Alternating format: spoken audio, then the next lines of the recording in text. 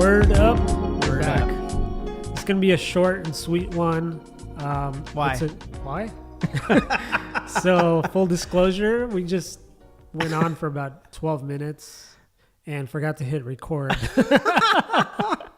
So, this is take two. Yeah. So, A little divine intervention just said, yeah, start over. The good Lord said, nope, not spared you guys. Yeah, not today, not this one. So, get behind me, Satan. We're recording now. So All right, good. We're good. Okay. Right, rock and roll. So we were talking about a few minutes ago this idea of building a house. We use a lot of house analogies in our business. Every day we talk about being architects, sometimes the builders, sometimes the designers, right? And these projects that we take on to help our clients understand our role a little bit better, as opposed to, this is my vision, go build it, right? It's a process. There's a lot of pieces involved. But what happens once that house, so to speak, or building or whatever you call it, what happens once it's built?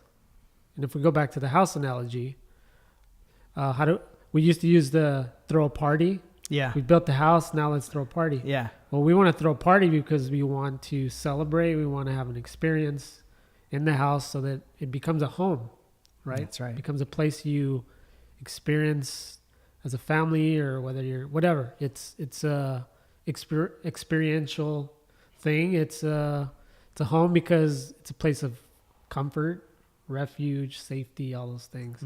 So in business, when you're building something, we use startups all the time, right? We work with startups. So they build something, it's a product, it's a company, it's a new space, whatever. They've got the task of making that thing a home, right? That's right. So what is it? The process of going from a house to a home. Well, first, I think the key is, right, you have to think of the house as really that means to an end, right? So you're building something to serve that purpose. From there, the key is to really build something and sort of as leaders, build something that inspires people to sort of, take a certain action. I was telling you earlier, there's a great, one of the founders that did, what's it called? I keep forgetting the name of it. Travel something. Travel Actions. Yeah. That's it. Trip Actions? Something like that. Yeah. It's like a B2B travel agent type thing. Yeah. Anyway, the founder was on the this week in startups, talked about the fact that culture-wise, it's really what they wanted to do is solve for booking travel and making it easier. And so the startup sort of serves that purpose. And what he was saying was, sort of the building of the house was really the development of the tools and the site and stuff like that. But that is not the company. The company is the people and everybody there to support it. And his focus is really on the building of that culture. And his analogy was sort of similar. He's sort of used it he's like, right now we're in a car and the tachometer, the engine is going full speed. It's pushing as hard as it can. And he's like, that's what we created. We created this sort of thing to push it, and if you use the house, like we built a house to be sort of at, doing its maximum. He's like, my job now is really to make sure that the culture of the company, the people inside it, run efficiently and run in a positive way. They understand what we're here to do, and it keeps going. And he's like, unless that culture sort of is answered for and taken care of, like, the whole thing could fall apart.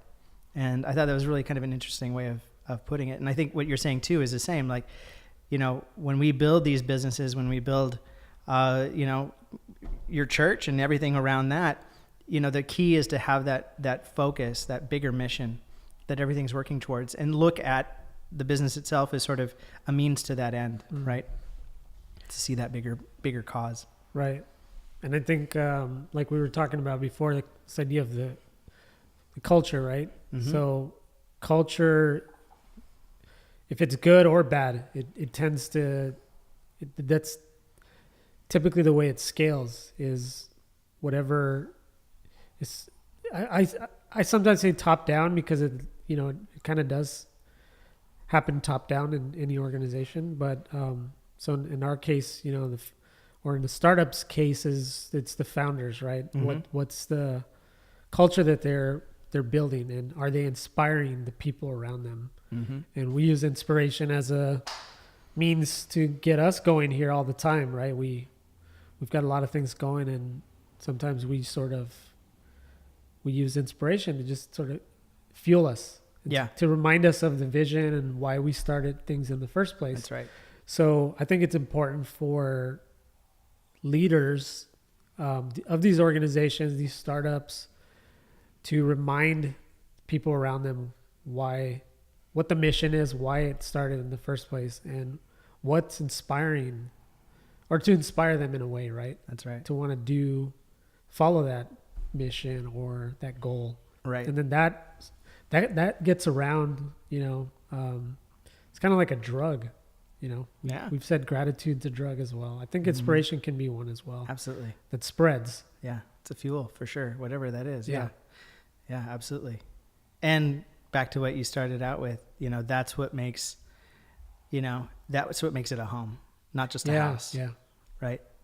And I think that's what businesses and startups really should be aspiring to be, right? Is to be that sort of an inspirational business, not just a profitable one or, right. One that's growing. That's great. But to really have that impact, it takes not to have, a mission statement that no one follows. Right. Up in the break room, right? Right.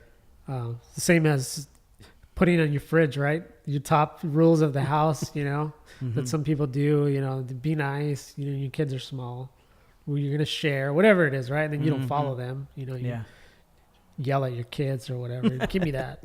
But really showing by actions. Yeah. And sort of, again, top down, showing that you're in it, just the same way they are, and inspire the people around you to be what you want them to be. That's right. Lead by example. Lead by example. And if we can close with this.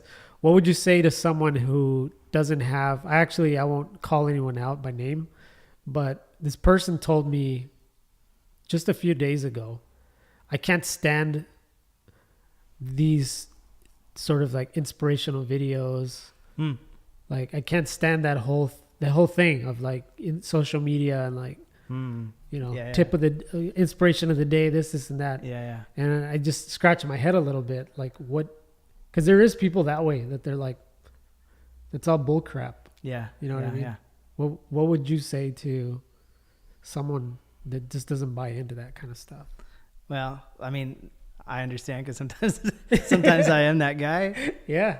But I think ultimately you have to find what really motivates you, right? Mm-hmm. And sometimes it is if you're sort of overly cynical about things. I think that's a good clue that you probably should really just step away for a second and if anything, look and recognize that maybe where the path you're on or what you're doing at that moment is not what you want to be doing. And I mean I'll never forget. I had this college professor one time, and he and I butted heads like big time. I barely passed his class, even though I was doing great work. He just did not like me that way. And I'll never forget, because I think I ended up, I was being kind of a jerk at the end, but I think I went up to him afterwards and I was like, I want to thank you for, basically showing me what I never want to be. And I know that's really rude, but in some ways I was like, that's it. Like, I learned in that class what I didn't want to be, or how I didn't want to approach what I do. And that was valuable, right? Just as much as knowing what you want to do. Because sometimes what you want to do is so broad. Yeah. But if you can sort of chip away and say, this is not it, great. Then don't do that. Try to find something else. Interesting. So anyway, probably not the most gracious way of saying that. Yeah. But whatever. He didn't flinch. Find what inspires you. It doesn't have to be a motivational video. No. But yeah, if you're by nature, just that's not you, then get some people around you that maybe are that way, that can help the people around you, the other people around you sort of follow suit. with something that you want to build, something that you want to make your home, because everybody's home is different. Absolutely. Right? So I will leave you with that. All right. Have a good one. See you in the next one. Word up.